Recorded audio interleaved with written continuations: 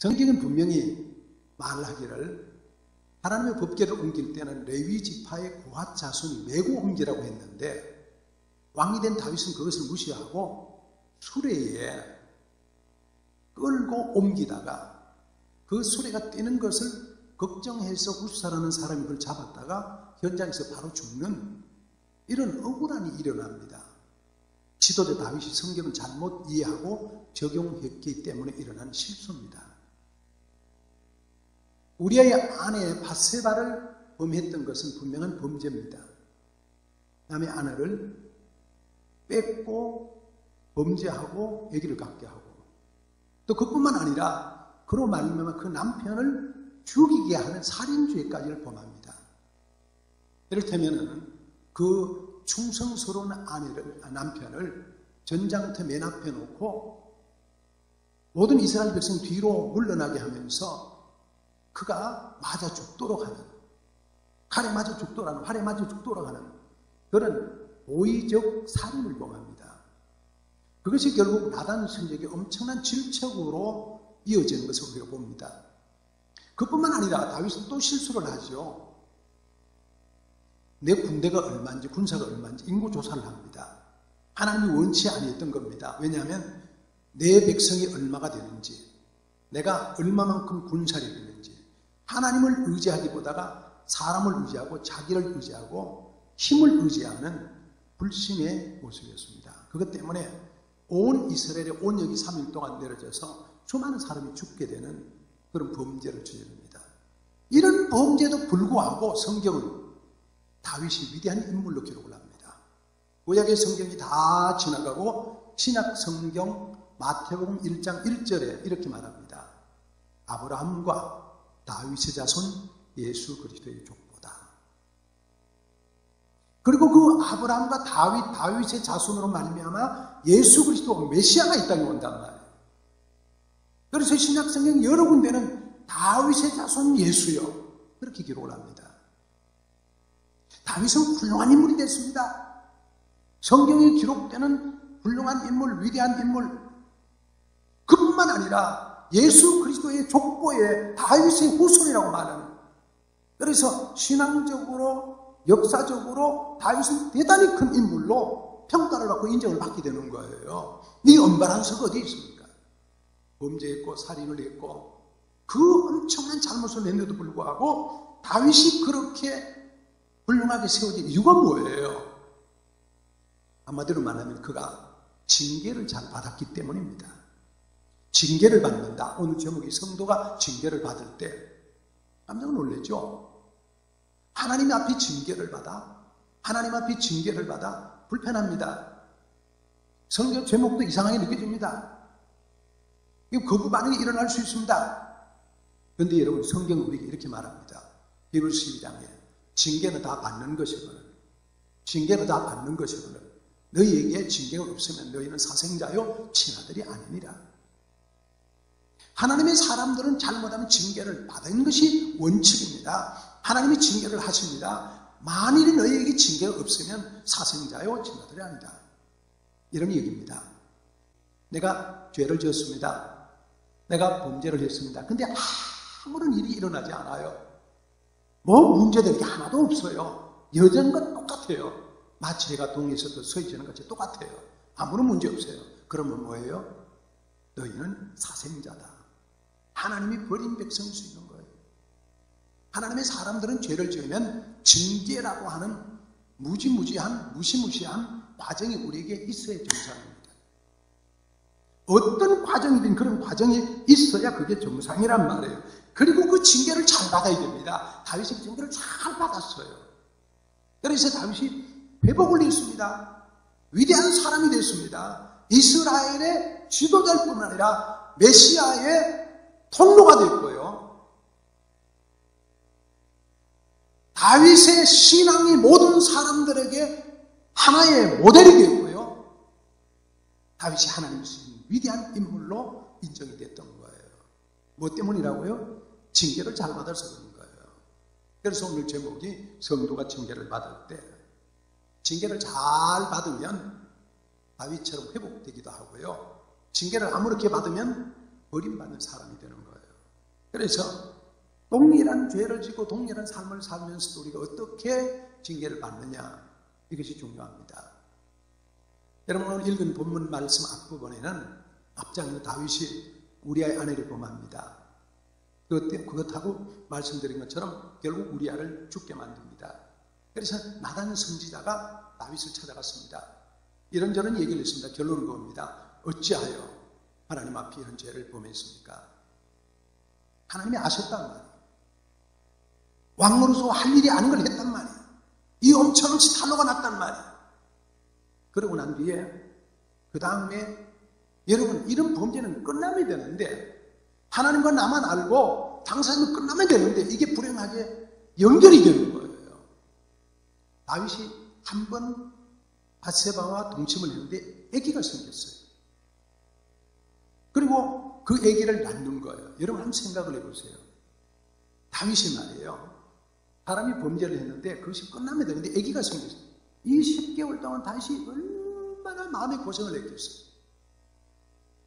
얼마나 마음이 힘들었고 왕으로 체면이 말도 아니고 이게 뭘라고 표현할 수 있겠어요. 그런데 하나님이 아셨습니다. 그리고 10개월이 지났는데 아기를 낳았습니다. 오늘 1절만, 오늘 읽은 첫 번째 말씀 15절은 이렇게 말합니다.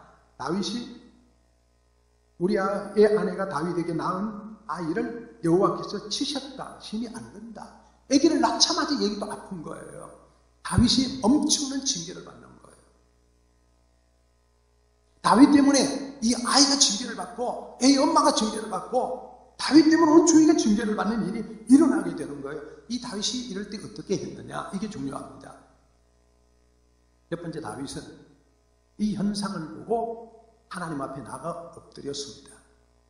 성도가 하나님 앞에 징계를 받을 때 해야 될 일이 뭐냐? 하나님 앞에 나가서 엎드려야 됩니다. 16절 시작. 다윗이 그 아이를 위하여 하나님께 간구하되 다윗이 금식하고 안에 들어가서 밤새도록 땅에 엎드렸으니. 아이를 낳는데 아이가 침이 앓는 거예요. 다윗이 깨달았어요. 아, 이것이 지금 하나님의 내게 주는 징계로구나. 다윗이 깨닫고 했던 것은 뭐냐면 안에 들어가서 하나님의 성전에 들어가서 하나님 앞에 나아가서 밤새도록 땅에 엎드리고 금식하는 거예요. 다시 말씀드리면 하나님이 징계를 받는다 성도가 해야 될 것은 뭐냐면 하나님 앞에 나아가는 거예요. 그리고 그 앞에 나가 땅에 엎드리는 거예요. 그리고 밤새도록 금식하는 거예요. 이게 성도가 하나님 앞에 범죄했을 때에 징계를 받을 때 가질 수 있는 삶의 자세입니다.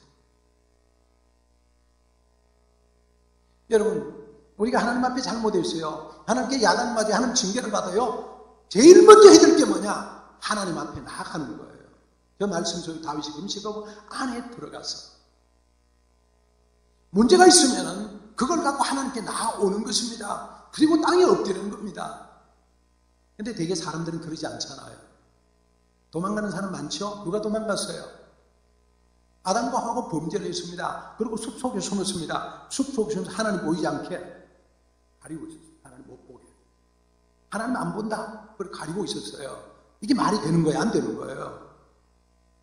하나님 다 보고 계시는 거죠. 하나님 물었습니다. 아담아, 네가 왜 거기 숨어있느냐? 뭐라고 말해요? 우리가 범죄하였기 때문에 무서워서 두려워서 숨었나이다. 여러분, 숨는다고 되는 게 아니라 그런 거예요. 범죄했을 때 하나님이 징계하실 때 도망가고 숨고 피한다고 되는 게 아닙니다.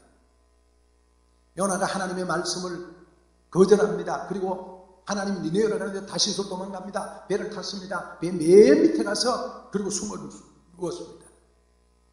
그러다 하나님 모르냐요? 제비 뽑히는 거예요. 도망가다가 뽑히는 거예요. 범죄했으면 어떻게 하라고요? 하나님 앞에 나와서 엎드려서 금식하고 땅에 엎드리는 거예요. 여러분, 우리가 하나님 앞에 내가 뭘 잘못했습니다. 내가 지금 하나님께 징계를 받았습니다. 하나님이 기억하셨습니다. 실수를 했습니다. 제일 먼저 할 수 있는 거냐? 하나님 앞에 나와 엎드려 금식하는 거예요. 여러분, 기독교는 엎드리는 종교입니다. 기독교는 땅에 엎드리는 종교입니다. 예배한다는 말이 땅에 엎드린다는 말이에요.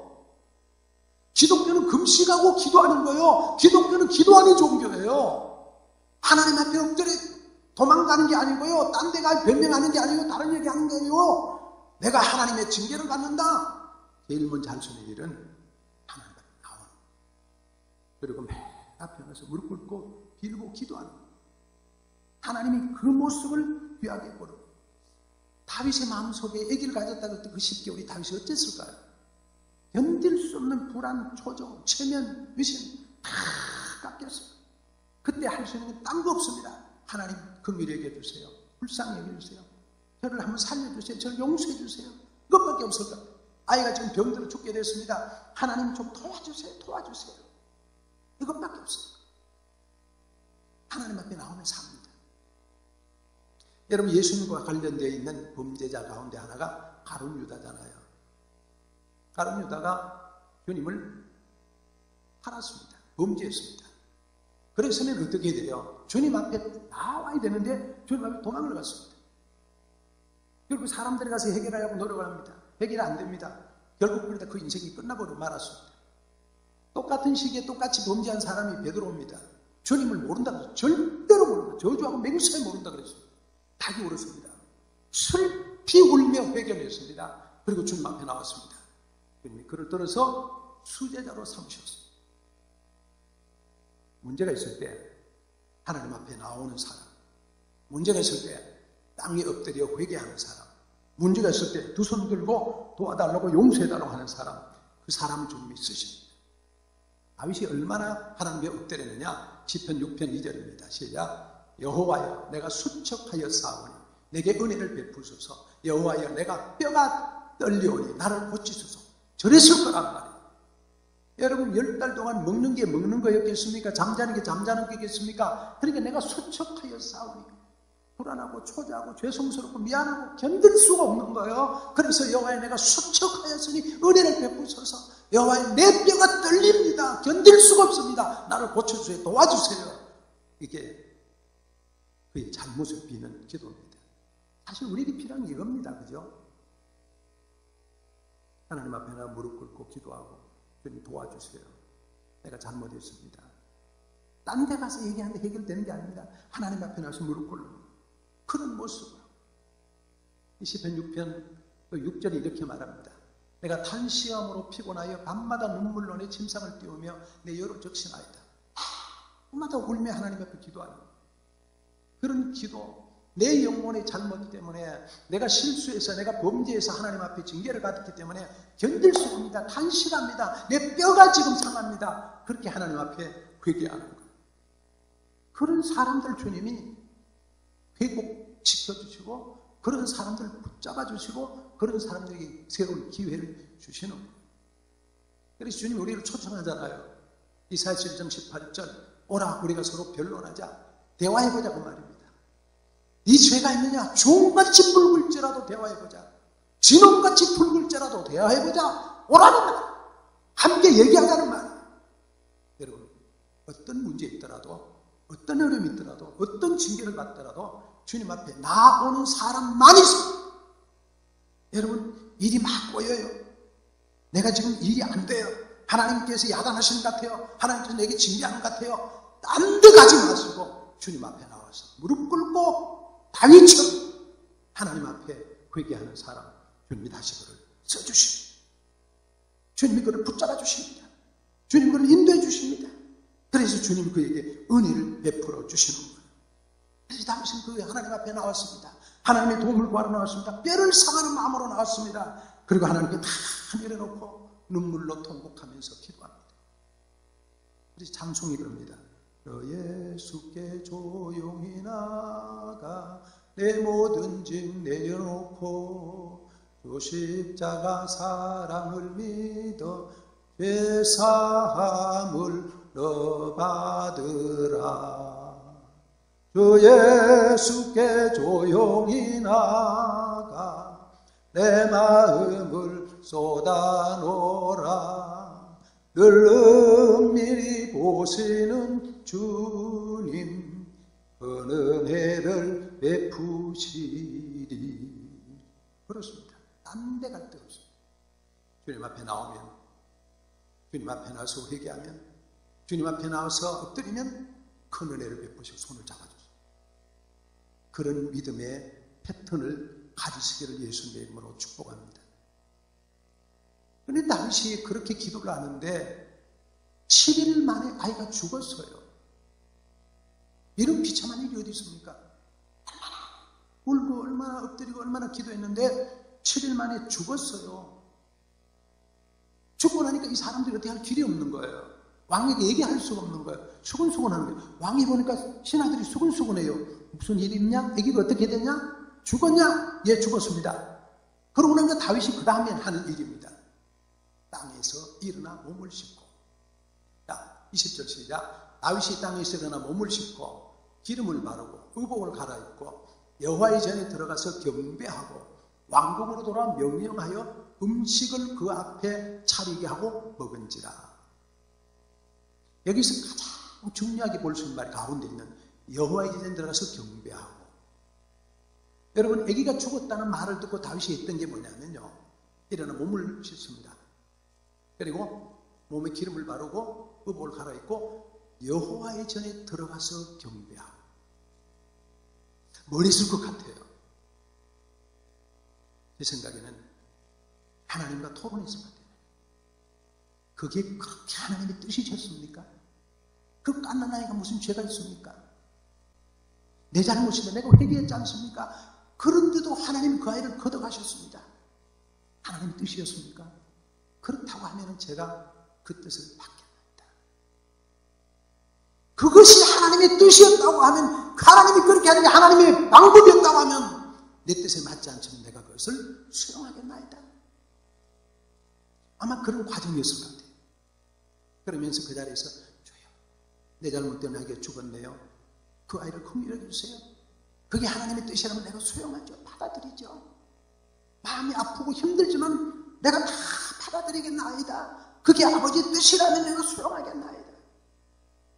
여러분, 징계를 받을 때 우리가 해야 될 일은 뭐냐면요, 내 뜻대로 다 되든지 안 되든지 그 뜻을 하나님이 하시는 내가 아멘하고 받아들이고 수용하는 것. 모든 것이 내가 원하는 대로 되지 않지 않습니까? 여러분, 하나님은 우리가 원하는 대로 다 만들어주신 분이 아니지 않습니까? 하나님은 하나님 뜻대로 세상을 이끌어갔습니다. 하나님 방법대로 이끌어갔습니다.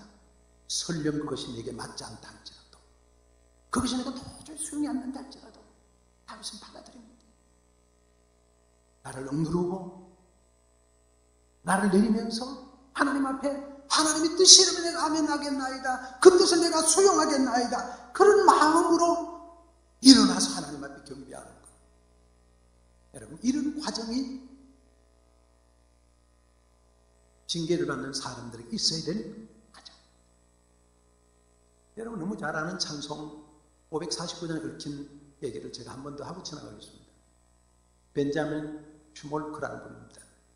우리 찬송가 549장을 보면 이 슈몰크 이렇게 나와 있는데, 이분이 작사했던 책글이다 그 말이에요. 1704년도에. 여러분, 1618년과 1648년 30년 동안에 독일에는요, 기독교와 천주교의 신구교 갈등 싸움이 벌어졌습니다. 이른바 30년 전쟁입니다. 1618년. 근데 이 전쟁으로 말미암아 나라가 온통 엉망이 됐는데, 엉망이 되고 난 뒤에 1600만 명 되던 독일 인구 가운데 1000만 명이 죽는 참혹한 흑사병이 발생했습니다. 그러니까 1600만이 600만밖에 남지 않은 거예요. 그런데 이 전쟁의 마지막에는 그 바로 밑에 있는 프랑스가 개입을 합니다. 프랑스가 개톨릭 국가예요. 지금도 프랑스는 개톨릭이고 독일은 개신교잖아요. 프랑스가 개입을 해서 전쟁이 끝이 납니다. 그래서 많은 개신교도들이 천주교로 갔어요. 그리고 비참하게 치열하게 전쟁에 진 참혹한 독일이 남아있는 거예요. 근데 그때 가장 치열한 격전지였던 실레지아라는 곳에 전쟁이 끝나고 대부분 사람들이 천주교로 돌아가는데, 그곳에 저 벤자민 슈몰크라는 목사님 부부가 있었던 거예요. 근데 이 부부 부임해서 보니까 교회는 종탑도 없어졌고 통나무 흙벽으로 된 예배당 하나만 덩그렇게 있고, 그 주위에 이분이 보살펴야 될 동네가 36개 동네인 거예요. 근데 불행하게도 이분이 30대 초반인데 그만 중풍이 들었습니다. 백내장까지 왔습니다. 절독자도 절면서 눈도 제대로 보이지 않는데 침방을 하고 다니는 거예요. 이 목사님 부부가, 젊은 부부가.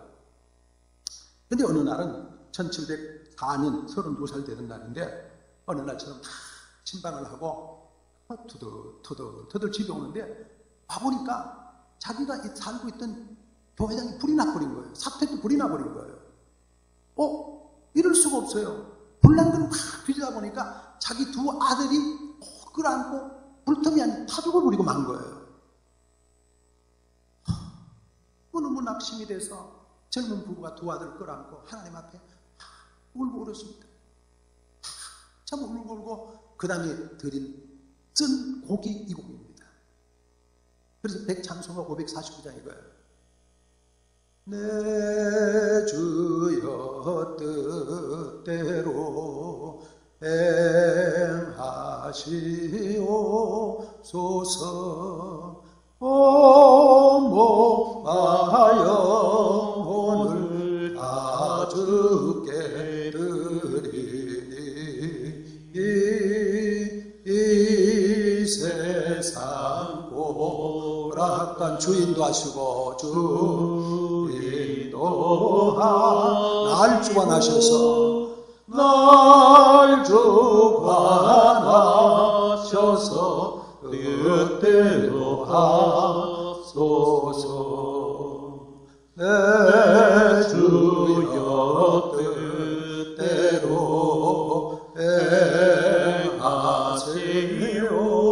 행하시옵소서. 큰 근심 중에도 나 신께 빠소서.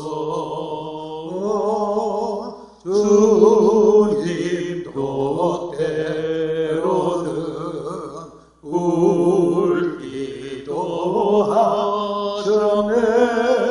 날 주관하셔서 뜻대로 하소서.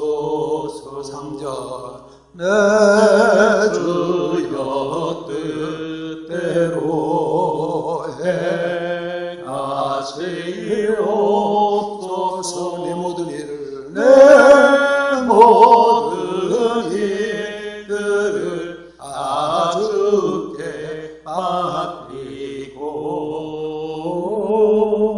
저 천성 향하여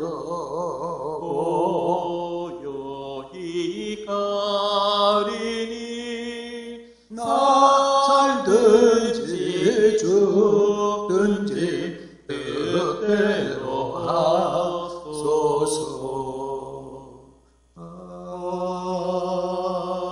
아멘. 보세요. 살든지 죽든지 뜻대로 해주십시오. 내가 도저히 이해되지 않지만, 받아들여지지 않지만 주님의 뜻이 그러하다면 내가 그 뜻에 맞추겠나. 이것이 징계를 받는 사람의 마음. 그래서 다윗은 일어났습니다. 제수를 했습니다. 옷을 입었습니다. 성전에 가서 다 정리를 했습니다. 결심을 하고 나왔습니다. 그리고 내가 음식을 먹습니다. 여러분, 이런 마음의 자세, 신앙은 내 뜻대로 아니지 않습니까? 아버지 뜻대로이지 않습니까? 아버지가 이끄는 대로이지 않습니까? 살든지 죽든지 주님의 뜻대로 따르겠다는 것이 신앙이지 않습니까? 그런 다윗을 주님이 주셨던 것입니다. 세 번째로는요, 다윗이 이렇게 말합니다. 나는 그에게로 가리니. 다윗이 말입니다. 지금은 죽었으니, 아이가 죽었으니 내가 어찌 금식하랴. 내가 다시 돌아오게 할 수 있느냐? 나는 그에게로 가려니와 그는 내게로 돌아오지 아니하리라.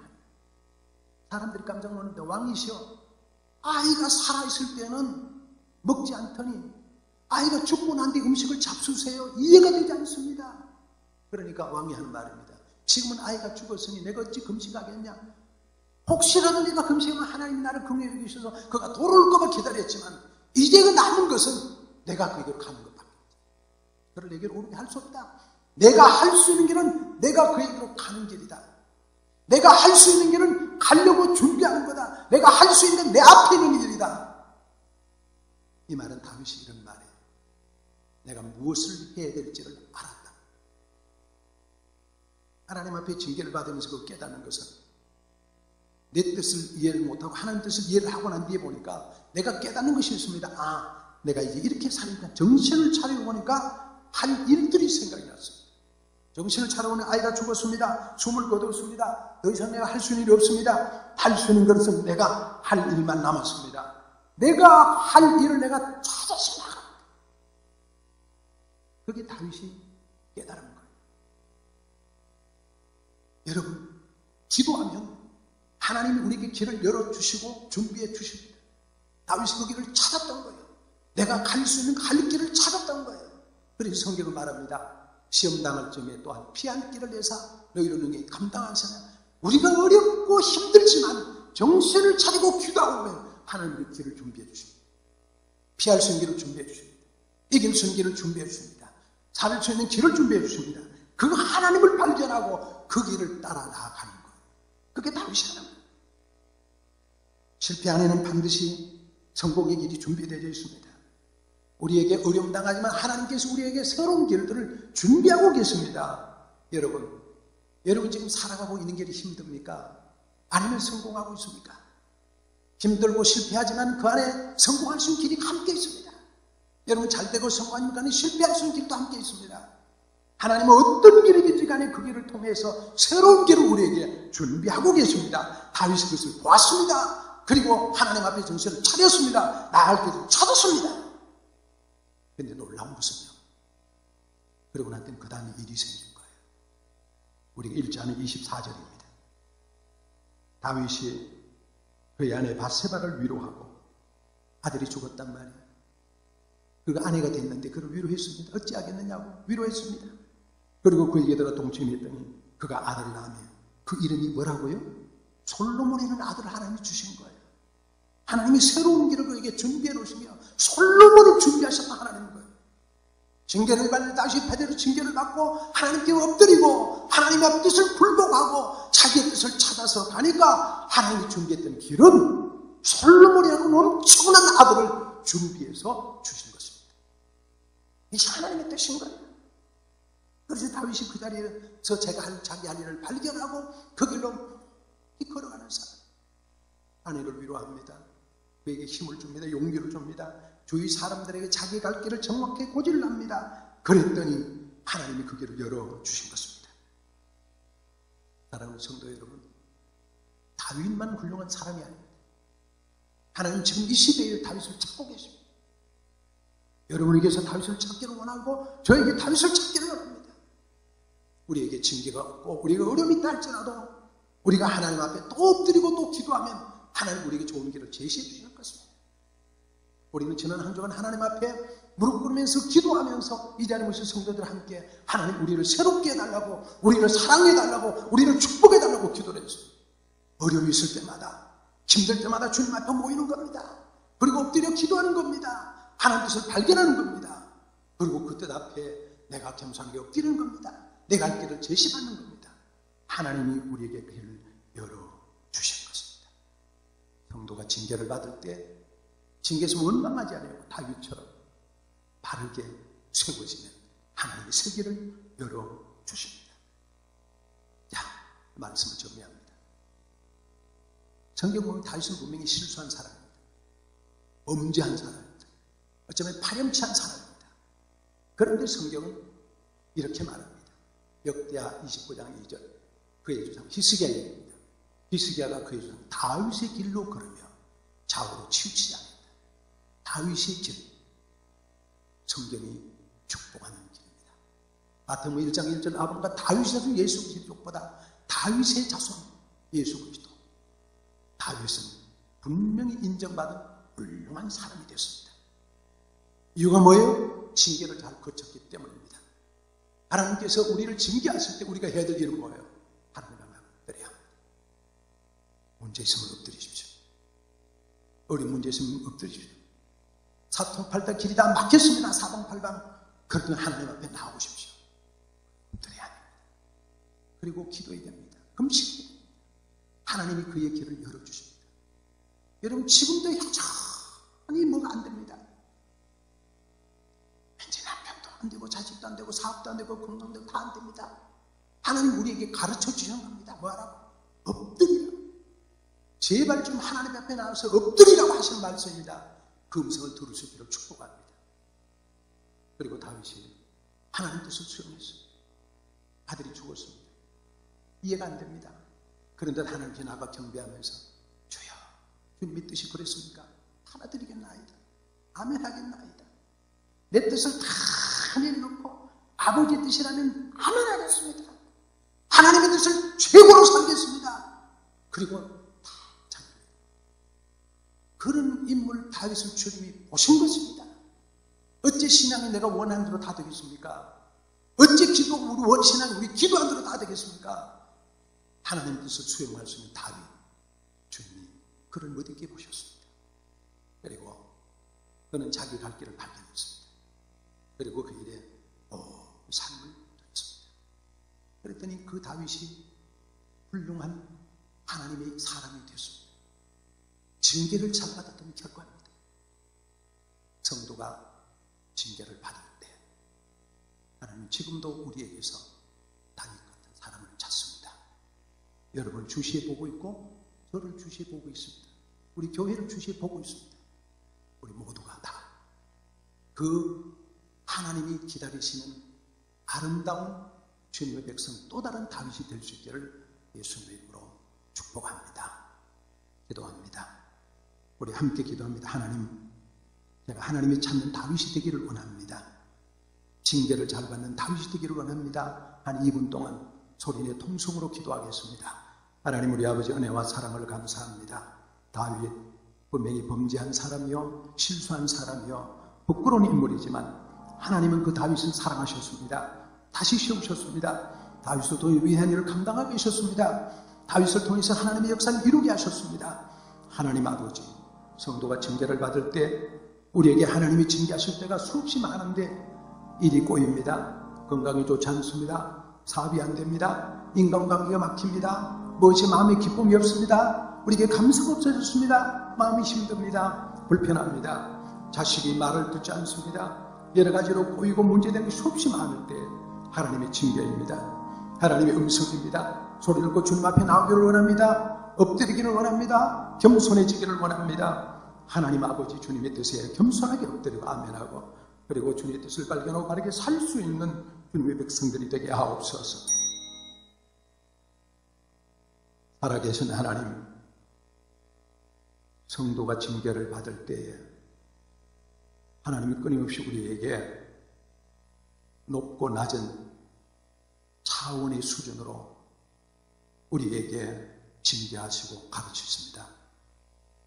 우리 주위를 돌아보면 뭔가 꼬여있는 것도 하나님이 징계요, 막혀있는 것도 징계요, 뭔가 제대로 되지 않는 것도 하나님의 경고의 사인입니다. 잘 받아들이고 문제를 갖고 하나님께 나와 엎드릴 수 있는, 무릎 꿇을 수 있는 신앙인들 되기를 원합니다. 하나님이 하신 일에 전적으로 아멘하며 내 뜻을 내리기를 원합니다. 그 안에서 내가 갈 길을 제대로 발견하기를 원합니다. 다윗처럼 징계를 받아 훌륭한 회복의 길을 걷는 성도들이 되게 하옵소서. 하나님이 찾은 이 시대의 다윗들이 되게 하옵소서. 하나님의 뜻을 다 이룰 수 있는 또 다른 다윗이 되도록 인도하여 주옵소서. 그리스도 예수님의 이름으로 기도하옵나이다. 아멘. 아멘.